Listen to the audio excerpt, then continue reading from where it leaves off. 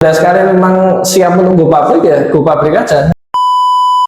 Oke teman-teman, sekarang kita bahasnya tentang perusahaan go public ya. Jadi banyak perusahaan yang sekarang UMKM maupun perusahaan yang sudah besar inginnya itu langsung go public itu mas. Kan sekarang banyak itu workshop atau seminar yang mengajarkan bagaimana from zero to IPO. Nah menurut Mas Junjung ini sebenarnya penting gak sih perusahaan untuk bisa menjadi perusahaan go public? Monggo dijelaskan.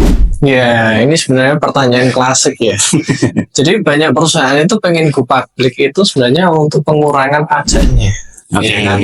Nah, itu yang satu. Terus yang kedua, kenapa kok perusahaan itu go public? Agar dia itu bisa mendapatkan dana dari masyarakat. Oke. Ya. Terlepas habis itu apa namanya?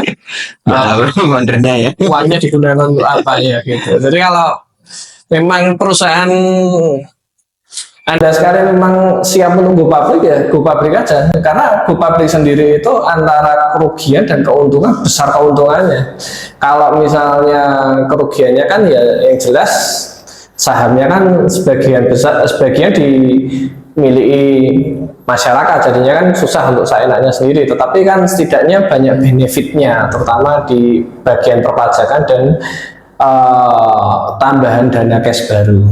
Oke, penting ya. Jadi istilahnya untuk perusahaan itu ketika ingin go public, selain dia harus berpikir berbagai macam hal, yang paling penting yaitu niatnya mas ya.